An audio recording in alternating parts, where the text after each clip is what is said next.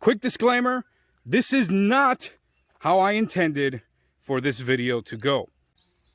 This heathen, this savage, this barbarian of a car is a 1997 Chevy Lumina 4th gen NASCAR stock car.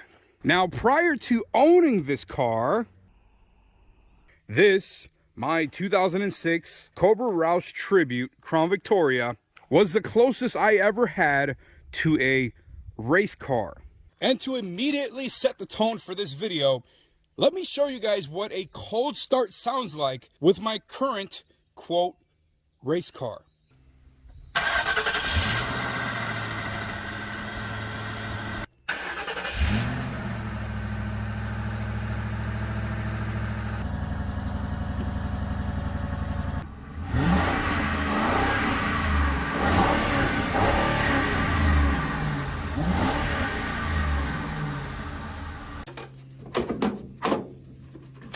If Satan owned the car, it would sound something like this.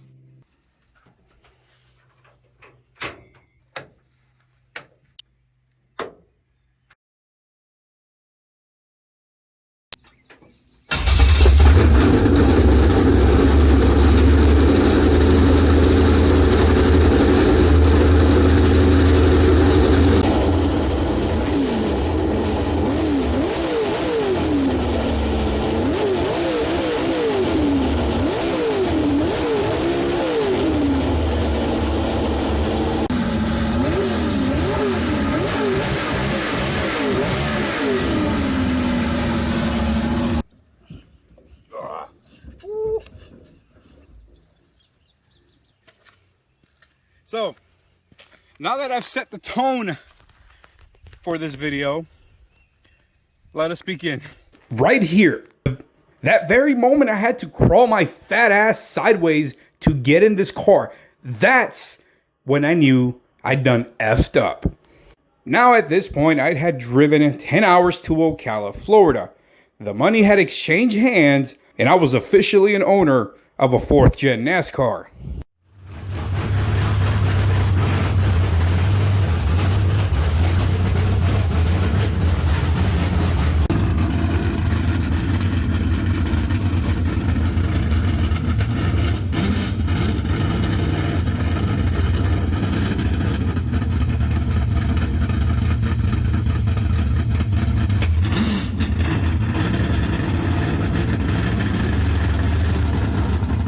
So the car was loaded up, and I made the 10-hour trip back to Tennessee, where I would shortly be reminded of exactly what car I had just purchased.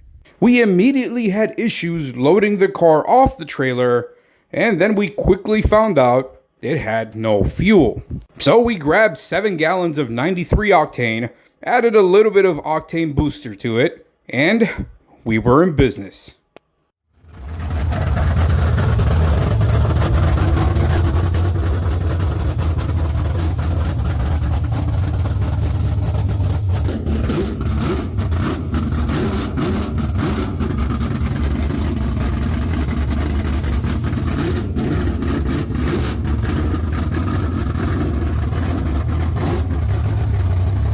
So once we got the car off the trailer, I was going to take it to my wife's aunt's house, who happens to have a garage so that I can actually store the car. As you guys can see, I live in the middle of the woods, and I wanted it to be properly stored in some kind of garage or out of the elements. Well, and so then I decided to just go down my driveway, and I shit you not when I say this, less than 100 feet off my driveway, I had a full-blown panic attack while sitting in this very car, in this very seating position right here. It's hard to convey this through a video and through a camera, but it is incredibly claustrophobic in here. Mind you, the guy that drove this car was like maybe 130, 140 pounds, and I am about 100 pounds over that and a lot taller than he is.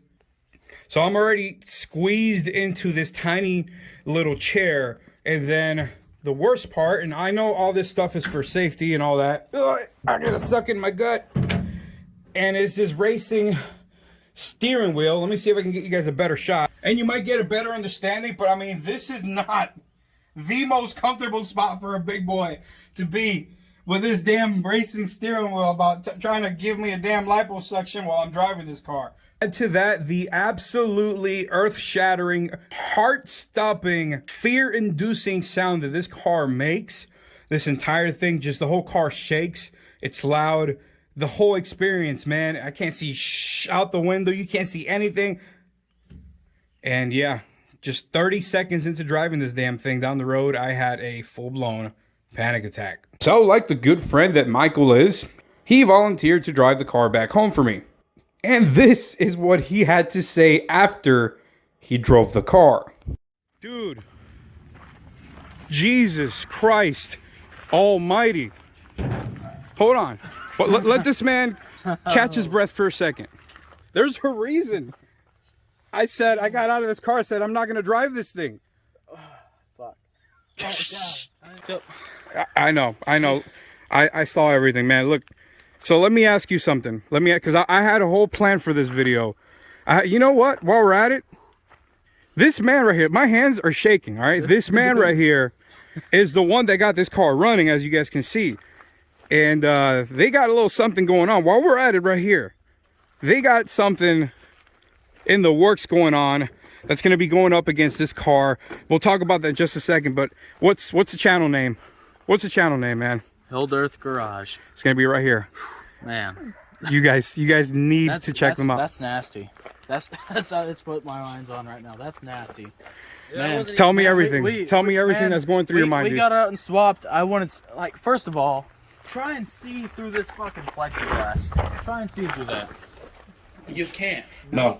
It looks clear, but believe me, especially when there's smoke and all that crap in here, you can't see through that thing. He's like, man, he pulled off 30 feet from the driveway. He's like, man, I'm done. He's like, I need you to drive this down, turn it around, and bring it back to the house. I was done. I couldn't. I literally almost had a panic attack in this thing, dude. I only hit second gear, and everything was shifting left side, right side, left side, right side.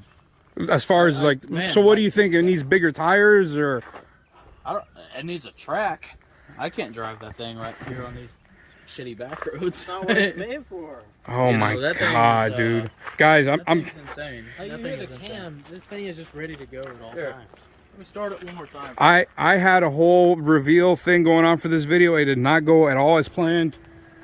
I just hear this I mean, you guys saw a little bit of footage, but just hear this out. This is what we got to do when this car gets turned on.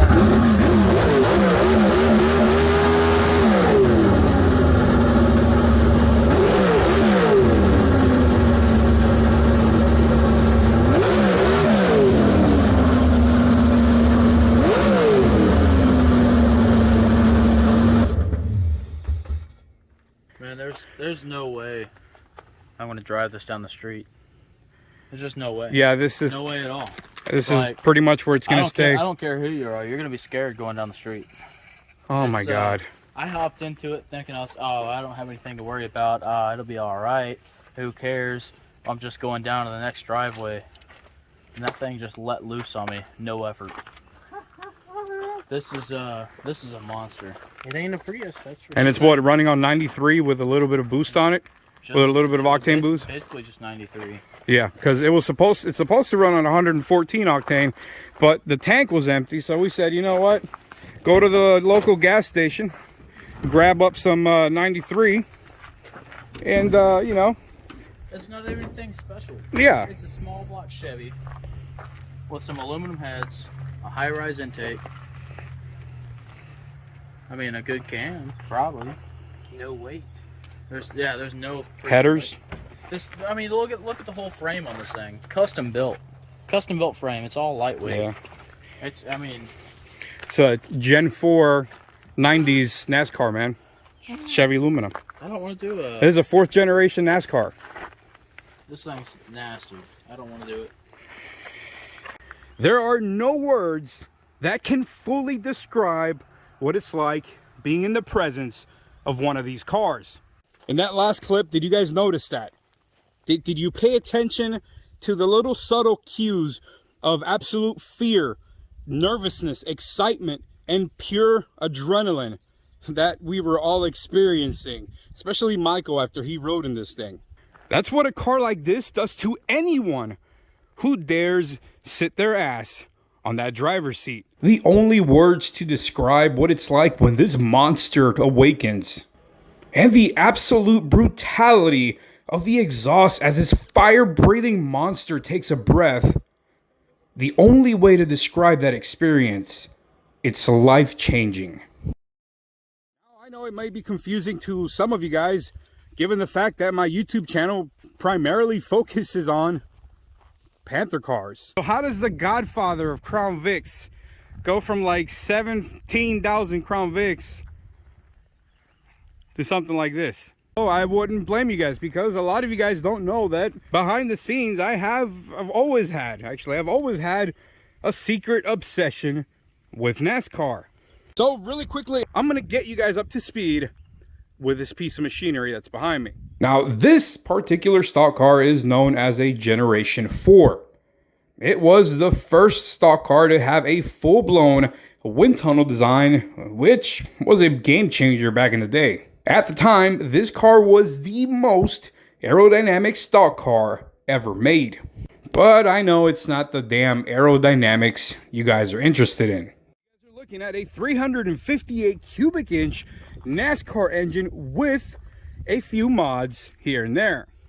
Now, a lot of the times these old retired stock cars come with an old Chevy 350 motor just shoved into the hood just to kind of make the damn thing drivable. And the reason for that is because the general public really can't handle the full power of a damn 800 horsepower NASCAR stock car, and I would be one to agree. But as it sits, this car was dynoed at 745 horsepower. Hell, it still even has the old H-pattern NASCAR 4-speed manual. The car also does come with a beefy oil cooler and a quick change rear end that allows for an on-the-fly gear change to suit the racing environment the car is going to be in. It also comes with a dry sump oil system. This car is currently running on Sunoco 114 octane leaded racing fuel. That cost roughly almost $20 a gallon with a car that only gets about almost 5 miles to the gallon. By far, this is the fastest, scariest thing on four wheels I have ever owned. The amount of respect and responsibility that comes with owning a car like this is truly next level. So needless to say, I need a crap ton of seat time in this thing to be anywhere near comfortable around it. With that being said, I want to hear any suggestions or ideas that you guys might have for a monster like this. Let me know in the comment section down below. Is any crazy ideas you guys might be getting? Anything you've always wanted to see a NASCAR do or somebody with a NASCAR do? Let's brainstorm down in the comment section, man, and see if we can come up with some good times. Honestly, I think it would be hilarious to take this thing to Import Alliance and run the quarter mile against a bunch of Turbo Civics and Miatas. Oh, real quick before I forget, for all the NASCAR fans out there, whatever 3 of you might be watching this channel, as far as the history of this car goes, it's a Gen 4 NASCAR stock car, and it's been kind of passed around between a lot of other race car drivers. The only thing of significance that I saw was on the driver's side rear fender with some kind of marker was written Scott Riggs with a 99, like 1999, whatever that means. That's pretty much the only kind of thing that I've seen. Besides that, it was eventually later tuned and converted to a dirt track car. And eventually the old man retired, and now it ended up with the Crown Vic Godfather, and God knows what we're about to be doing with this car, the craziness. Either way, it's your boy, Mr. Random. Catch you guys on the next one. Take it easy.